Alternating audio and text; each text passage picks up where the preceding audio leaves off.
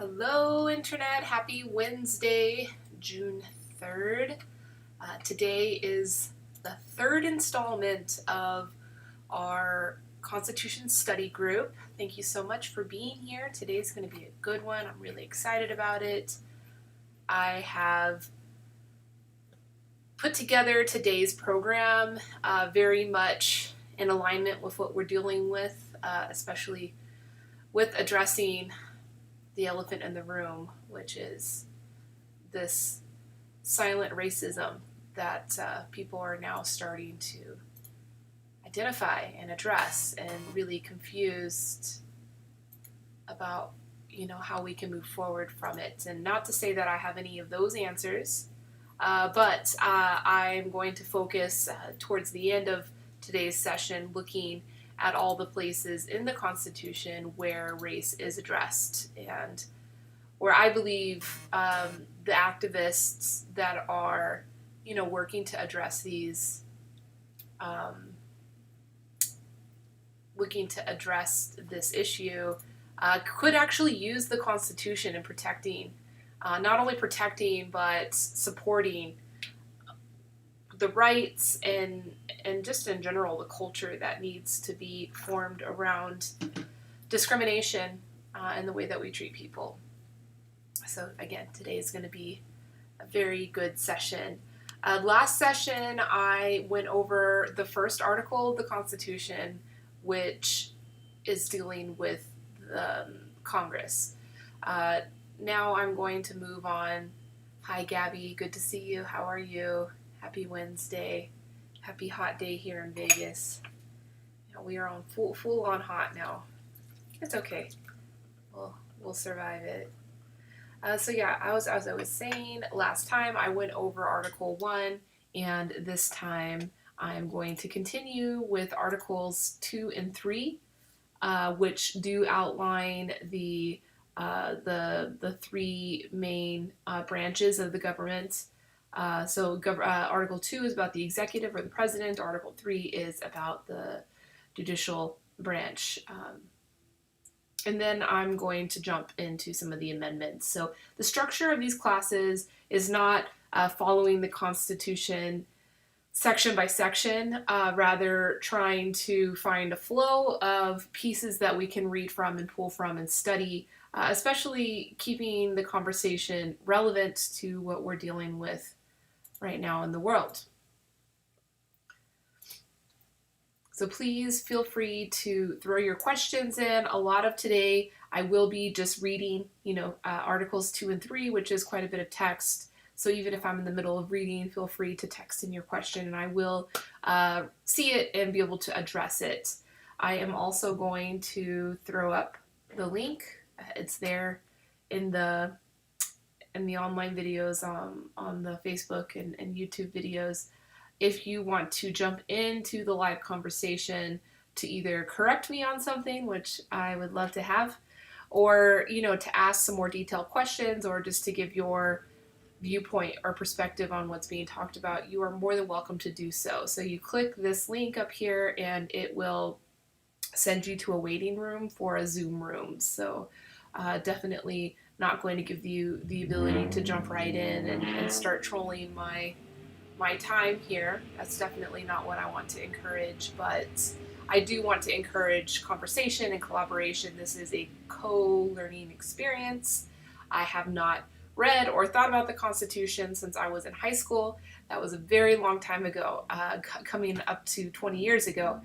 So it is a good time for us to all co-learn together. So no matter what age you are, what background you have, this is just an activity for us to build our identity around being a democratic community, regardless if it's here in the United States or anywhere else in the world. The Constitution is the longest standing, democratic government document. So I think there's a lot to be learned from it. So with no further ado, I'm going to move on. Article 2, Section 1. The executive power shall be vested in a President of the United States of America. He shall hold office during the term of 4 years, and together with the Vice President chosen for the same term, be elected as follows. Each state shall appoint in such manner as the legislature thereof may direct a number of electors equal to the whole number of senators and representatives to which the state may be entitled in the Congress. But no senator or representative or person holding an office of trust or profit under the United States shall be appointed an elector. The electors shall meet in their respective states and vote by ballot for 2 persons, of whom one at least shall not be an inhabitant of the same state with themselves, and they shall make a list of all the persons voted for, and the number of votes for each, which list they shall sign and certify, and transmit sealed to the seat of the government of the United States, directed to the President of the Senate. The President of the Senate shall, in the presence of the Senate and House of Representatives, open all the certificates, and the votes shall be counted. The person having the greatest number of votes shall be president. If such number be a majority of the whole number of electors appointed, and if there be more than one who have such majority and have an equal number of votes, then the House of Representatives shall immediately choose by ballot one of them for president. And if no person have a majority, then from the 5 highest on the list, the said House shall in like manner choose a president. But in choosing the president, the votes shall be taken by states. The representatives from each state having 1 vote, a quorum for this purpose shall consist of a member or members from 2/3 of the states, and a majority of all the states shall be necessary to a choice. In every case, after the choice of the president, and the person having the greatest number of votes of the electors shall be the vice president. But if there should remain 2 or more who have equal votes, the Senate shall choose from them by ballot the vice president. So, yeah, that was something that confused me. I had read this before going live here, and yeah, I guess I was quite ignorant on the election process. I did understand about these electors, the Electoral College, and how the vote is the technical vote is not necessarily a popular vote like we usually think of voting, but it's the votes of these electors. But what confused me here that I didn't know about was about the whole vice president. In every election and every seat that I've ever seen filled since I've been alive, the vice president, came in a package with the president, but here it says, the next,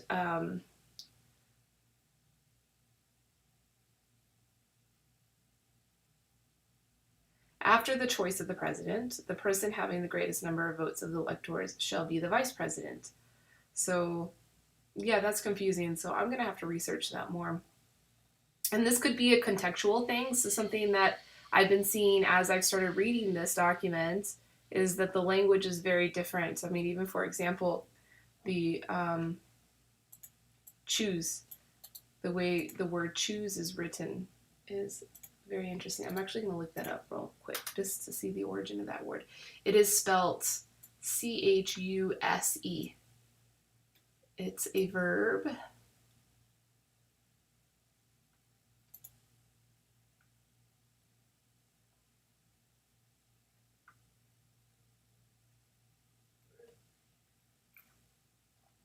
It's just choose, like the word choose we know, just written a different way. Seems that it's from like 18th century English. So, yeah, so sometimes there's like literal words like that are, misunderstanding. And then, of course, with the evolution of time and with the amendments, which I haven't gone through all the amendments now, there easily could have been some adjustments to the rules through the amendments. So I have to go all the way through that to really understand what this means. But as far as the tie, so this long-winded thing I just said just described a tie within the Electoral College. If there's a tie in those votes, then the vote does go to the House of Representatives.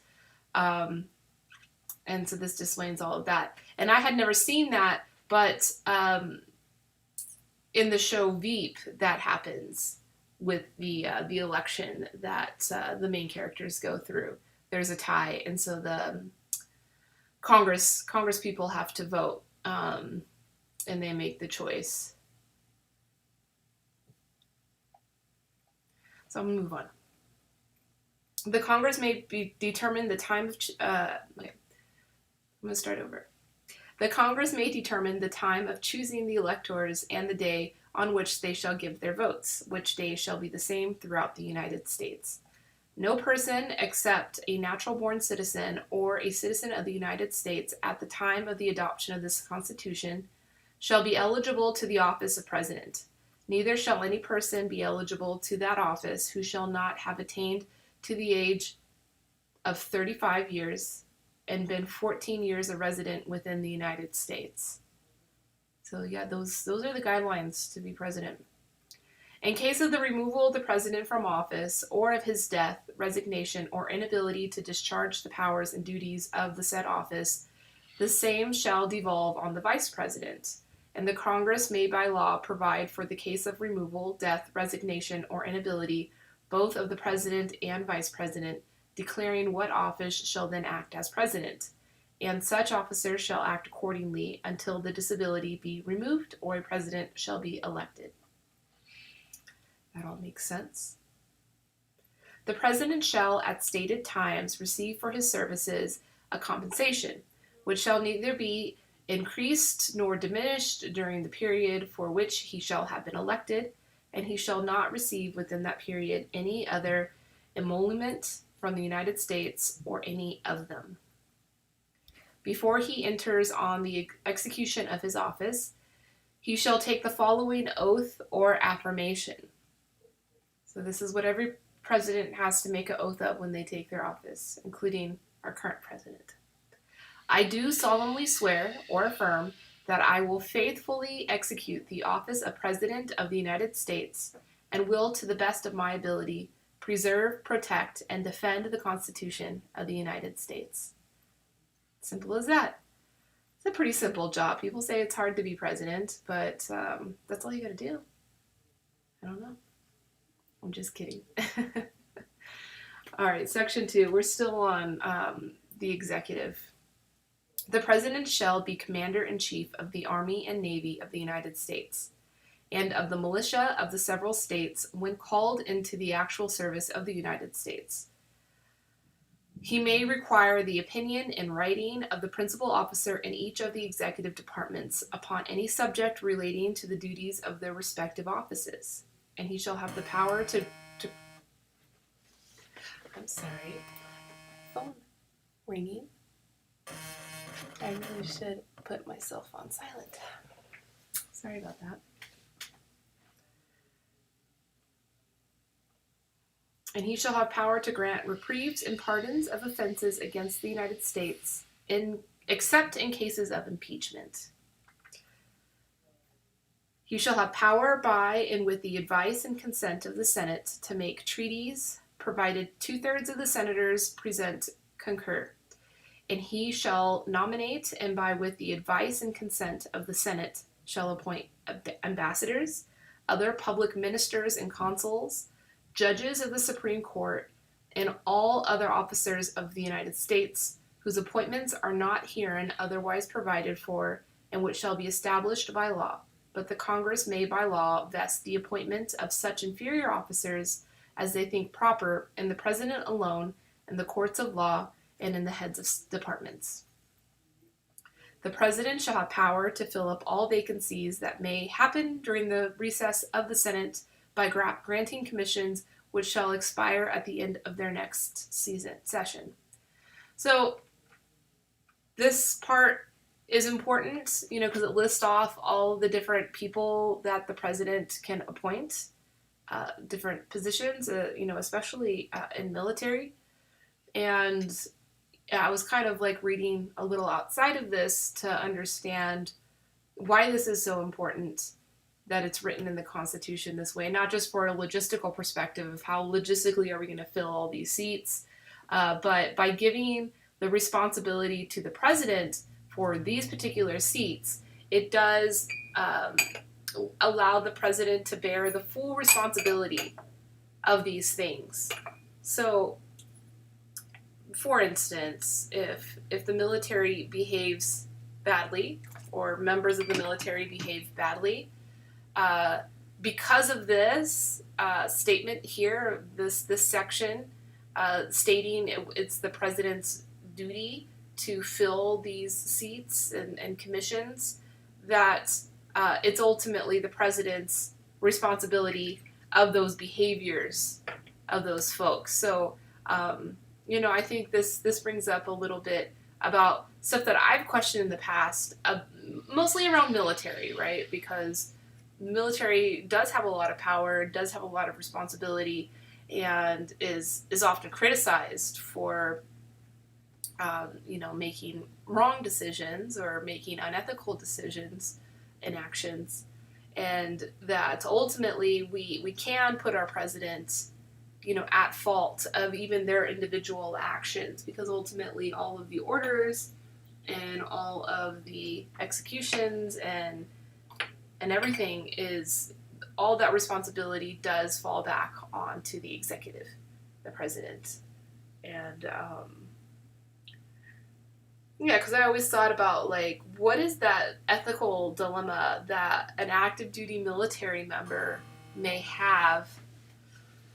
Oh, man.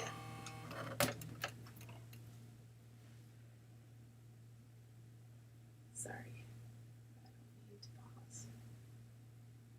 Sorry, guys. I'm going to turn my phone off. Please don't try to call me right now. I'm not answering. That active duty military would have that moral dilemma of, this is the order that I'm given. If I do a good job, which is what I want to do, I'm going to follow this order. But my personal value base is telling me not to follow that order.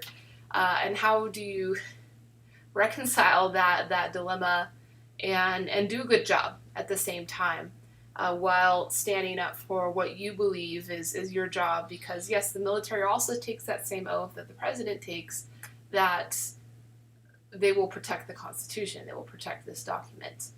But ultimately, if it's the president's responsibility, it's the president's responsibility.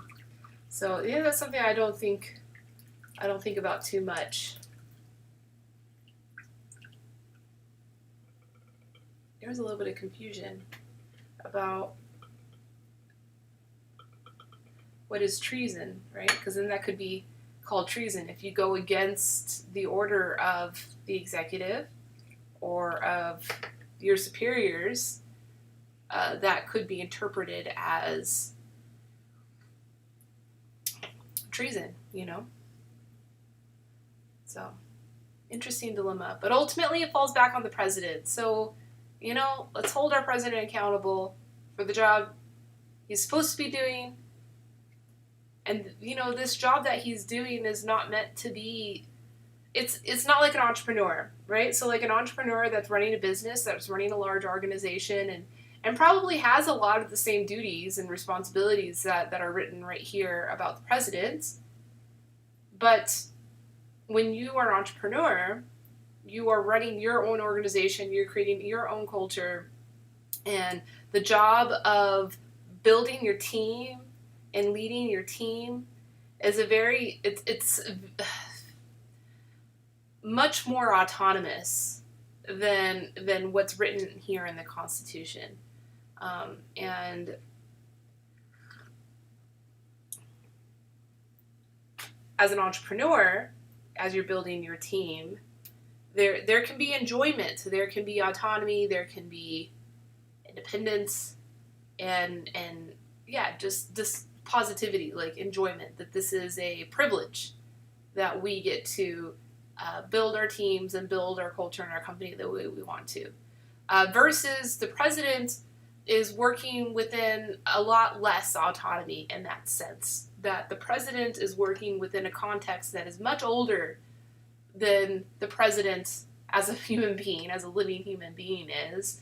And even overarching than that is working within a context that's going to survive, hopefully, much longer than that person is in office. So it's almost as if these jobs, these duties are obligations and are, not a privilege, but a duty. And I think if the president saw it that way and behaved that way, of course, especially if there was accountability of like the behaviors of these other folks that you appointed, their behavior is directly going to fall back on you, which that does happen in business as well with an entrepreneur. Every entrepreneur knows that if you invite somebody into your team that doesn't perform and doesn't live up to what you anticipated for them to have when they join your team, like you can blame that person all day long for their lack of productivity and their poor, teamwork or whatever you want to focus on of why they failed. But ultimately, it's the manager's fault, and you move on and figure it out. But in the case of the president, I mean, we're dealing with decisions that affect millions and millions of people, and so yeah, these jobs that the president have are not privileges as they are real duties, serious duties that bear an immense amount of responsibility. So there's that. Again, if you guys disagree or are confused, don't know, please feel free to type in a question or, come to this link over here. I'd be happy to talk with you about it. Moving on. He shall have power by and with the advice and consent. Oh, I've already read that. I'm sorry. Section 3.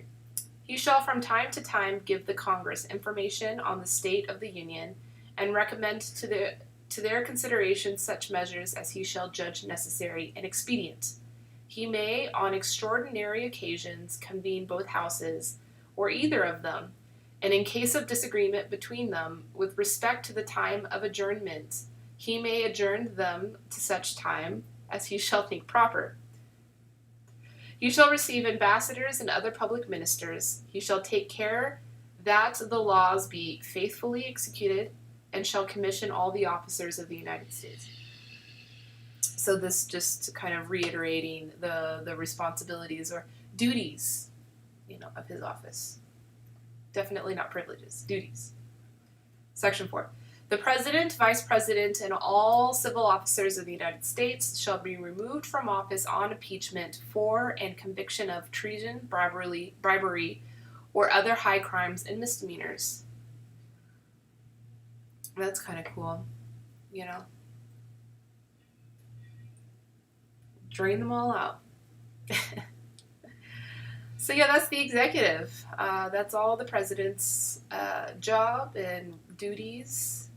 Nothing glamorous there. And if you do a bad job, if a president does a bad job and convicted of doing a bad job within something that's been deemed illegal here, convicted of treason, bribery, or other high crimes and misdemeanors, your whole organization is going to go with you, not just the president. All right, Section 3, or Article 3, Section 1. The judicial power of the United States shall be vested in one Supreme Court, and in such inferior courts as the Congress may from time to time ordain and establish. The judges, both of the Supreme Court and inferior courts, shall hold their offices during good behavior, and shall at stated times receive for their services a compensation which shall not be diminished during their continuance in office. Section 2. The judicial power shall extend to all cases in law and equity arising under this Constitution, the laws of the United States, and treaties made, or which shall be made, under their authority, to all cases affecting ambassadors, other public ministers, and consuls, to all cases and admiralty and maritime jurisdiction, to controversies to which the United States shall be a party, to controversies between two or more states, between a state and citizens of other states, between citizens of different states, between citizens of the same state claiming lands under grants of different states, and between the state or the citizens thereof, and foreign states, citizens or subjects. Okay, this is very wordy, but just highlighting when this judiciary power will come in. In all cases affecting ambassadors, other public... Wait, what? Thanks, Andrew. I'm just trying to help us all find some connection. There's not much I can do, but there's a lot of power in knowing what our autonomy is. You know, I think that's a very powerful word for us to hold on to as we navigate this road of finding love, of finding prosperity, of finding resilience, especially related to the pandemic and all the chaos that we're dealing with that. So yeah, I think the Constitution is a great document for us to study, even though the language, as you're hearing now, is a bit fluffy and difficult to follow. But you know, I feel like if I put myself out vulnerable like this and can kind of bring these words into a context that's more relatable, and of course with tea, we can get through this. The Constitution is actually not that complex. You know, once you get over all of the language and all of that, it's a very short document. In fact, you can get ones that are like pocket sized. Just have them with you all the time. I thought it'd been funny to make face mask out of like pocket sized constitutions. Anyway, moving on. Thank you, Andrew, for saying that and for being a part of this. In all cases affecting ambassadors, other public ministers and consuls, and those in which a state shall be party, the Supreme Court shall have original jurisdiction. In all other cases before mentioned, the Supreme Court shall have appellate jurisdiction, both as to law and fact, in such exceptions and under such regulations as the Congress shall make. So it seems that the Congress has a lot of power in setting up the judicial system and how the judicial system is going to process something. The trial of all crimes except in cases of impeachment shall be by jury, and such trials shall be held in the state where the said crimes shall have been committed. But when not committed within any state, the trials shall be at such place or places as the Congress may by law have directed. Section 3. Treason against the United States shall consist only in levying war against them or in adhering to their enemies, giving them aid and comfort. No person shall be convicted of treason unless on the testimony of 2 witnesses to the same overt act or on confession in open court. The Congress shall have power to declare the punishment of treason, but no attainder of treason shall work corruption of blood or forfeiture except during the life of the person attainted. So yes, treason. It's a big deal. Making war against our own people. It's a tricky thing. It's a lot to unpack right there.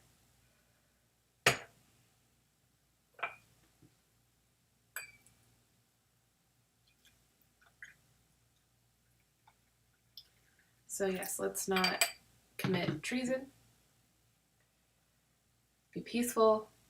Don't be levying war against ourselves. That makes sense.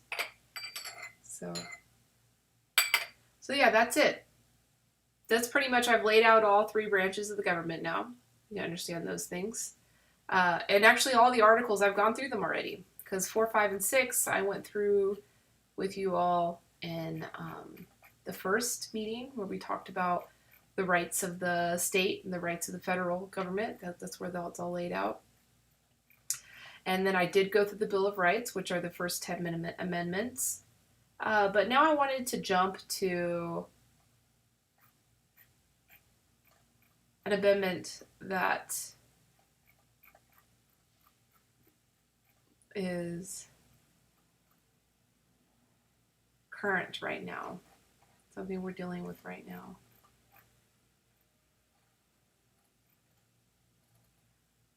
Which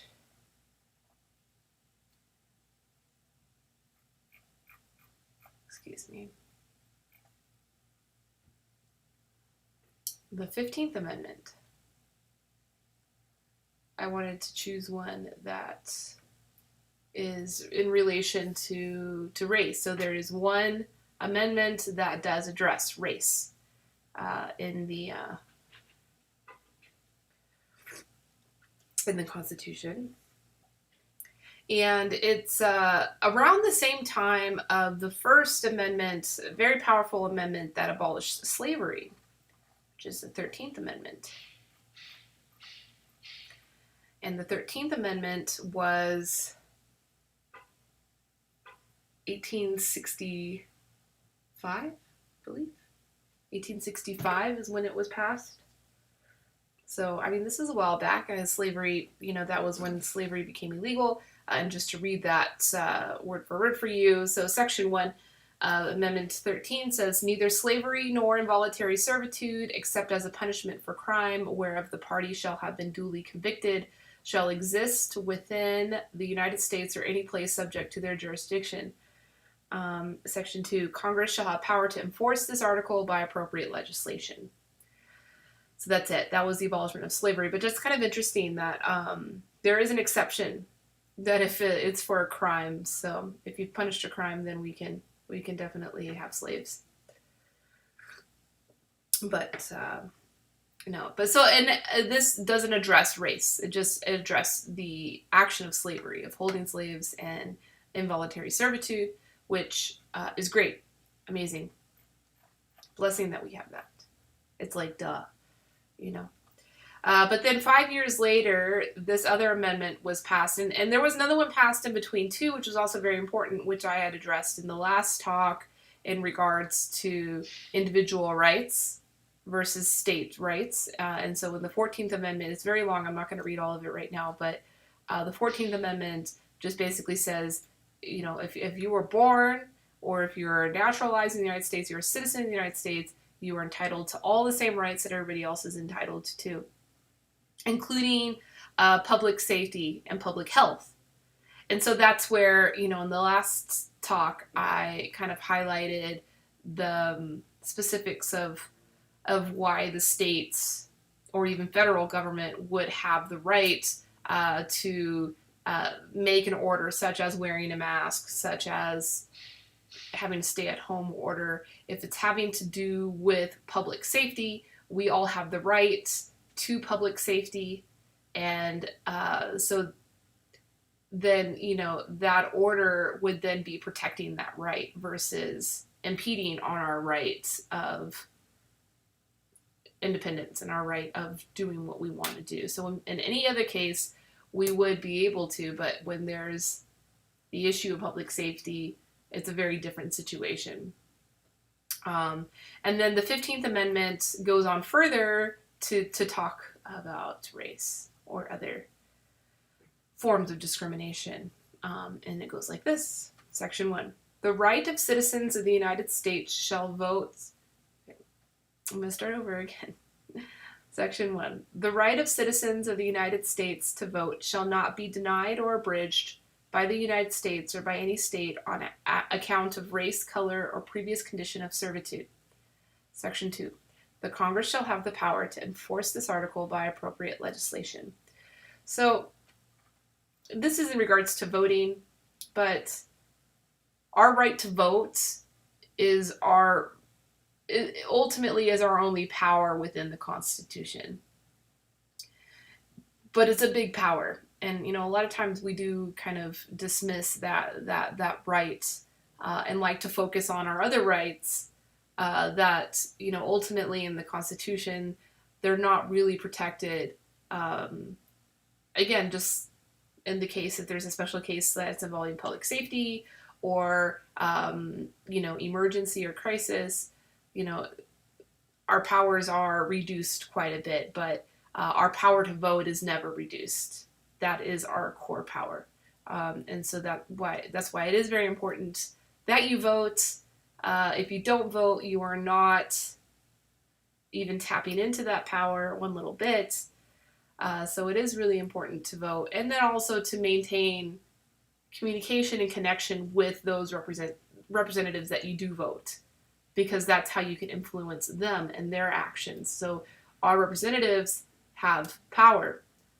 They give power to our government, be that through the Congress, through, the Senate or the House of Representatives, or who we vote for in the executive, who we just saw when I wrote out all of Article 2, that the president, the executive, has a very large reach of, I'm not going to use the word power, because power in that context could seem like privilege.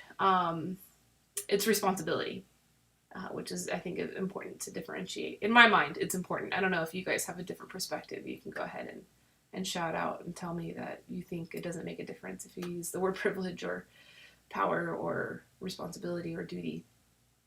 I just feel like it makes a lot of difference.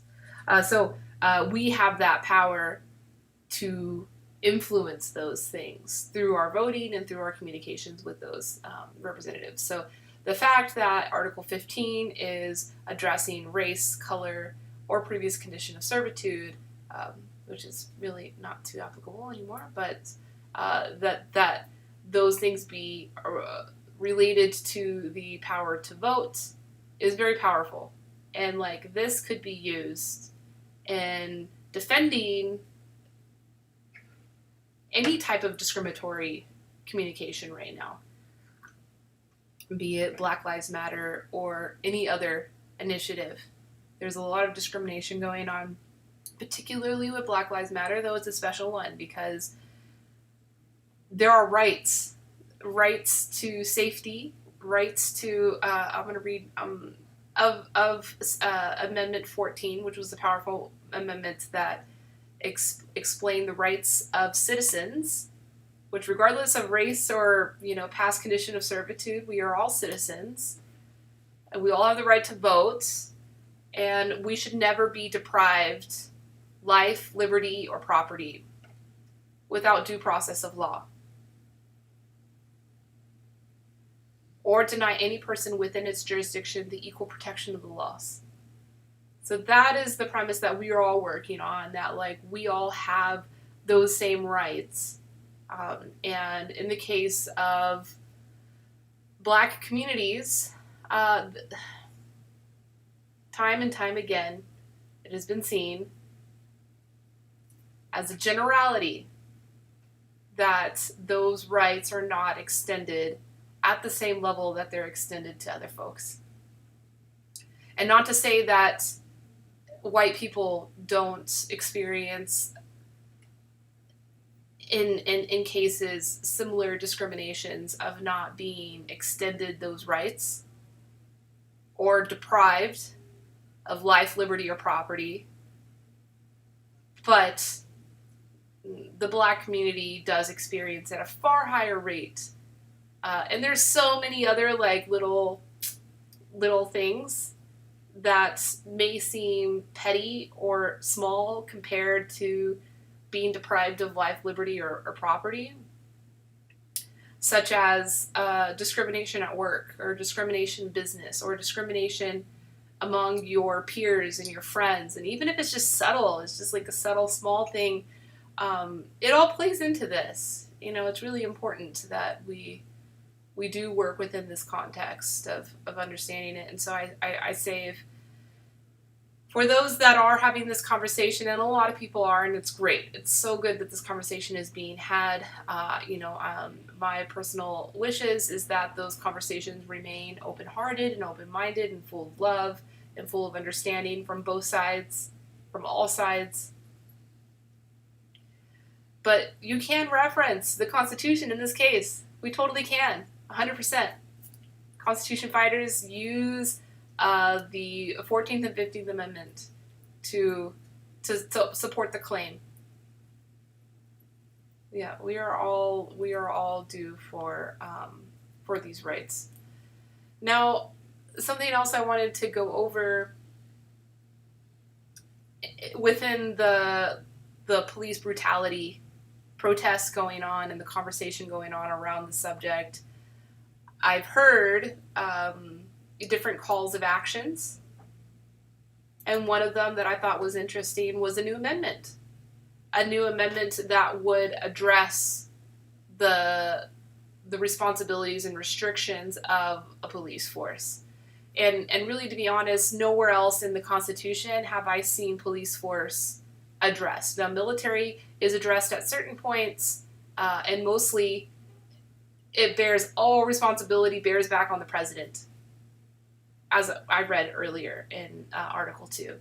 So there is some talk about responsibilities and military, but there's no talk about responsibility of policing other than it is the state's responsibility to figure that out. The state has the power to protect our liberty, which would be a police force, or among other things that the state could have in place to protect our liberties. But the police force tends to be a very significant part of that initiative. But there's nothing in here that says what kind of restrictions or what kind of duties the police force has. And so the call of action that I saw did not have a specific recommendation of an amendment made, other than that there should be some accountability, which I totally believe in. I think that's incredible. Yeah, let's further highlight what responsibilities and powers each one of us as guardians and protectors of the Constitution, what are each of our roles? We definitely, at this point, we know the citizen's role. Our role is to vote. That's it. Vote and communicate with your representatives, which petitioning for this amendment is definitely part of that right, of that responsibility and duty. So then I researched to find out, of course, in Article 4, it does explain how amendments are made and how they get voted on and passed, but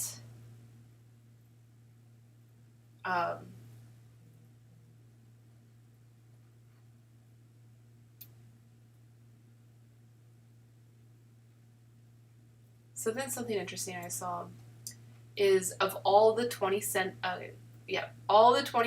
amendments that have been passed, and the last one was passed in 1992, so it's been some time.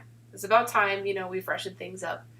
All of them have been passed through vote in the Congress, which is good, very democratic. But there's another option of how to make an amendment, and this option has never been used in the past. And what I would like to throw out for the world is perhaps maybe it's time now for us to do that. History is being made all around us, right now in this moment. It's crazy how much history and change is happening so fast. Now is the time to embrace, the alternate path, the path less chosen. And that's through a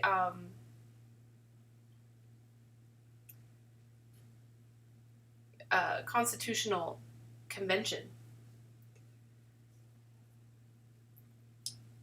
So, yeah, that's an actual gathering.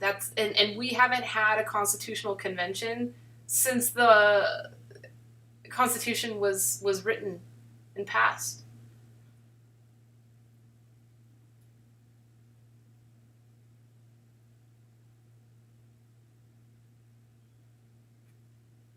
Constitutional convention.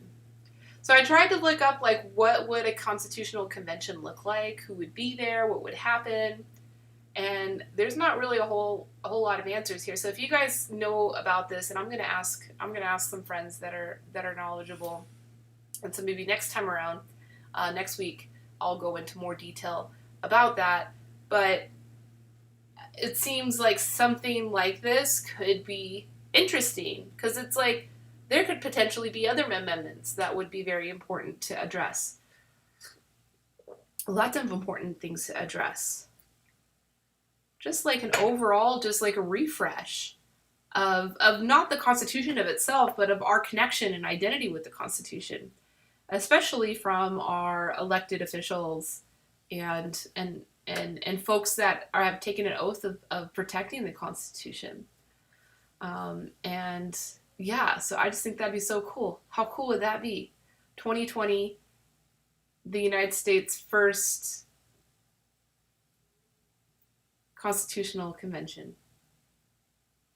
I mean, of course, we had the original one, but this would be like the first one. And it's written in the Constitution that that's how amendments could get passed. They could either get passed through a vote, or they could get passed through a convention, which 2/3. Let me read it exactly.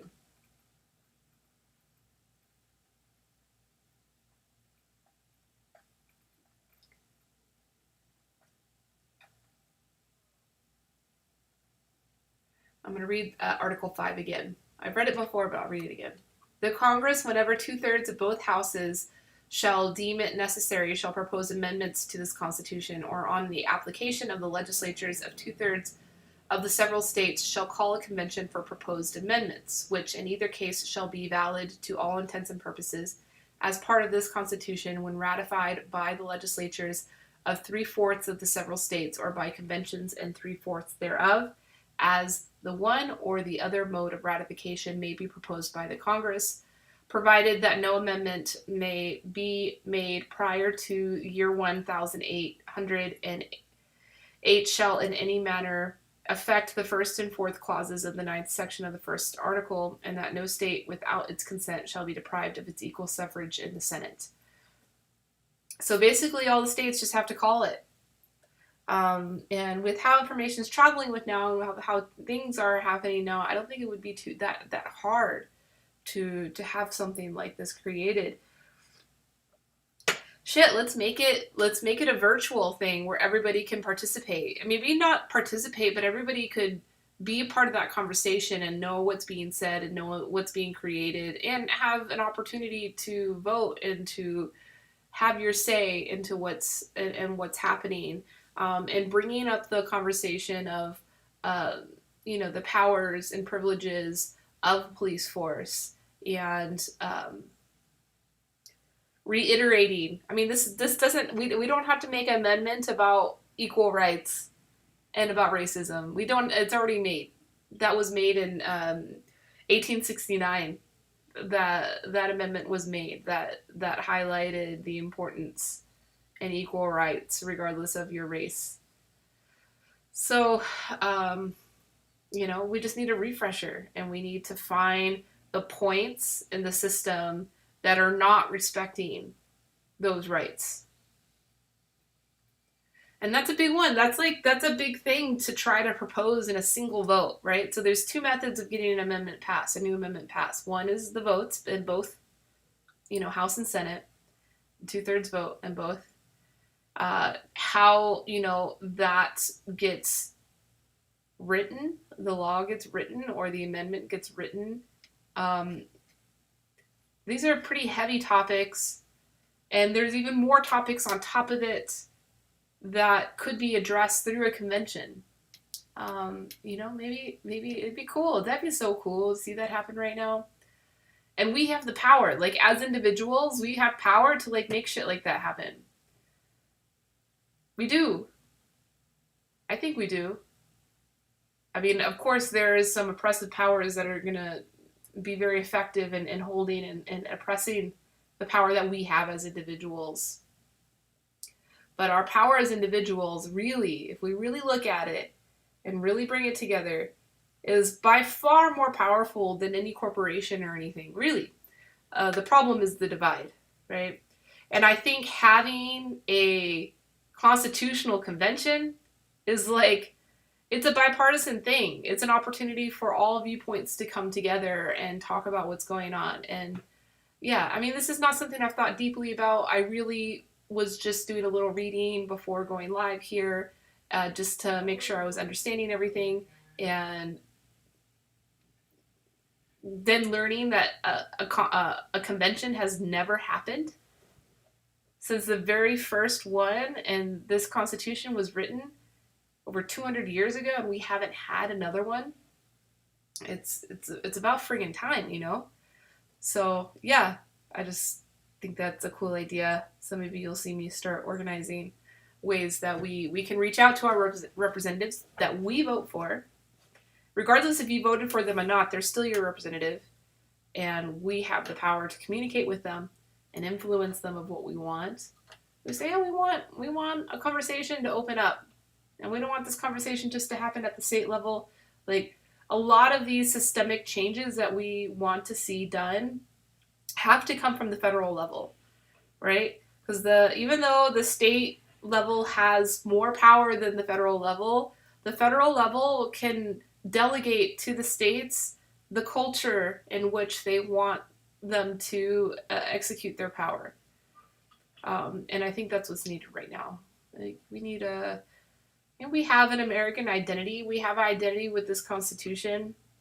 We can pull that together to fix these systemic problems that have become so bad.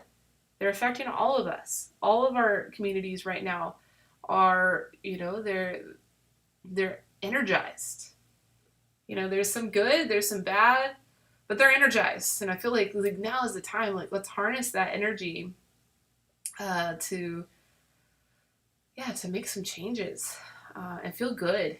Feel good about our Constitution. Feel good about our neighbors. Feel good about our politicians and the trust that we have around us. So that's just my personal opinion coming in at the end. But I think I'm going to sign out soon. It's been fun today. Not too much engagement, but that's okay. All of these videos get replayed on our blog. All the videos are posted with the transcripts of the videos, so it will be easy to find specific things if you're looking for specific things afterwards. And so this has been the third video. I look forward to making a fourth video. Perhaps on the fourth video I will finish the rest of the amendments, which now there's only going to be 14 amendments left. And then, I don't know, after that, I hope I have some more engagements and we can have more discussion around this. But yeah, I know that was probably the most provocative thing that I offered today was the thought of calling a constitutional convention. I don't know. I think that'd be kind of cool. What would that look like? I'd build the virtual space for that. I should just do it. I should just build the virtual space, make it a really awesome place to go that everybody's going to want to go to. That's just filled with information and filled with opportunities for people to co-create information and co-create art and all of this great stuff. And we can all be a part of it.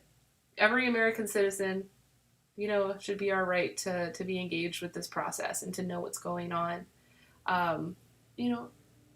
Of course, in a sexy environment is always important for increasing engagement, and that's what's needed right now. So, vote.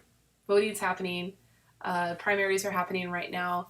A lot of, more local positions need to be filled right now, and so that's one area that you can execute your power from the Constitution. So please go research voting. I think that there's still time to register to vote if you never registered before.